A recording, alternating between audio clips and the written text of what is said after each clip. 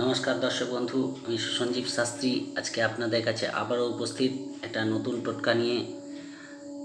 অর্থপ্রাপ্তি করার দু তিনটে টোটকা আপনাদের সঙ্গে আলোচনা করব। আপনারা করতে পারেন, দেখবেন তাহলে আপনারা অবশ্যই ভালো ফল পাবেন। প্রথমেই বলি, যদি কেউ আমার চ্যানেলটি এখনও সাবস্ক্রাইব না করে থাকেন অবশ্যই সাবস্ক্রাইব করবেন, একটা লাইক ও শেয়ার অবশ্যই করবেন যাতে অন্যান্য বন্ধুরা এই ভিডিওটি দেখতে পারে। প্রথমেই বলি যে অর্থ মানুষের প্রয়োজন। আর্থিক অনটন মানুষের মধ্যে লেগেই থাকে, কোনো সময় অর্থ থাকে, কোনো সময় থাকে না। তাই আমাদের উচিত অর্থের আগমন যাতে হতেই থাকে, এইরকম কিছু টিপস আপনাদের আমি বলবো। তাতে আপনারা যদি মনোযোগ দিয়ে এগুলো করেন, নিষ্ঠার সঙ্গে করেন, তাহলে কিন্তু আপনারা অবশ্যই ভালো ফল পাবেন। সবার আগে বলি যে আপনারা যে আলমারি বা শোকেসে টাকা রাখেন, সেই শোকেসটাকে কিন্তু পরিষ্কার করে রাখতে হবে। হাবিজাবি জিনিস দিয়ে সেটাকে ভরিয়ে রাখবেন না। যেখানে আপনারা টাকা রাখেন পরিষ্কার পরিচ্ছন্ন রাখবেন এবং সেই টাকা রাখার জায়গাটা অবশ্যই একটা লাল কাপড় বিছিয়ে রাখবেন। যদি সিন্দুক থাকে, সিন্দুকে বা আলমারিতে যদি টাকা রাখেন তাহলে সেখানে আপনারা কিন্তু একটা লাল কাপড় বিছিয়ে রাখবেন। তাহলে কিন্তু দেখবেন আপনাদের আর্থিক উন্নতি অনেকটাই ডেভেলপ করবে। দ্বিতীয় টোটকা হচ্ছে যে অমাবস্যার দিন আপনারা বাড়ি খুব ভালোভাবে পরিষ্কার করবেন। কোথাও যেন ঝুল জমে না থাকে, নোংরা না থাকে। পুরনো জিনিসপত্র যেগুলো ব্যবহার হয় না সেগুলো ফেলে দেবেন, সেগুলো ঘরে রাখবেন না এবং বাড়িটাকে ভালো করে পরিষ্কার করবেন। সে আপনারা ডেটল দিয়ে বা ঘর পরিষ্কার কোনো জিনিস দিয়ে যদি আপনি পরিষ্কার করে সন্ধেবেলা ঠাকুরের সামনে ধূপ দ্বীপ জ্বালান এবং আপনার যদি ধূপ দ্বীপ জ্বালানোর পরে মনের ইচ্ছা জানান যে আমার আর্থিক উন্নতি হচ্ছে না, আমাকে দেবতা আমাকে এদিক থেকে সাহায্য করো যাতে আমার মাঙ্গলিক সব কাজগুলো হয় এবং আমার আর্থিক উন্নতি হয়, তাহলে কিন্তু আপনারা দেখবেন যে অমাবস্যায় একটা ঘিয়ের প্রদীপ অবশ্যই জ্বালাবেন। তাহলে কিন্তু আপনাদের আর্থিক উন্নতি অবশ্যই হবে।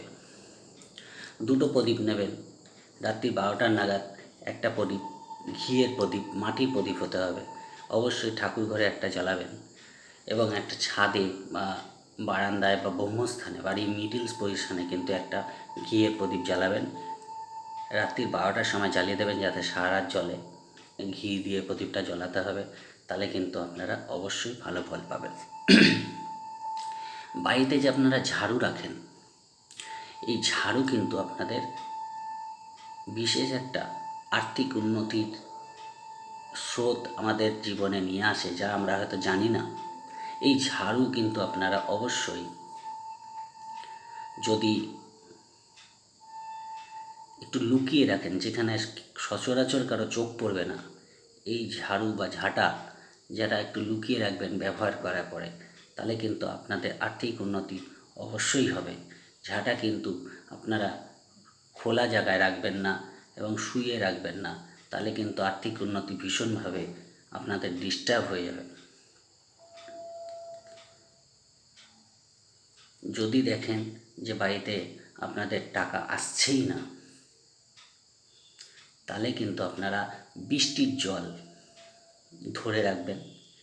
বৃষ্টির জল ধরে রাখবেন, কোনো পাত্রের মধ্যে রাখলেন এবং সেটা কোনো শুভ দিনে, বৃহস্পতিবার হতে পারে, মঙ্গলবার হতে পারে, শনিবার হতে পারে, অমাবস্যা পূর্ণিমা হতে পারে, ওটার মধ্যে একটা কাচের পাত্রে জলটা নিয়ে নেবেন।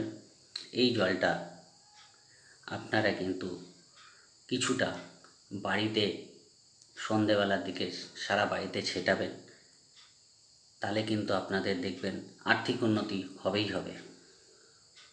আজকে এই কটাই টিপস দিলাম, পরবর্তীকালে আরও টিপস নিয়ে আপনাদের সামনে উপস্থিত হব।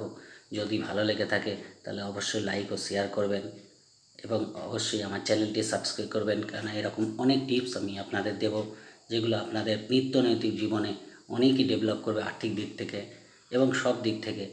ফলে যদি কেউ আমার চ্যানেলটি এখনও সাবস্ক্রাইব না করে থাকেন অবশ্যই করে নেবেন। আজকের মতো নমস্কার।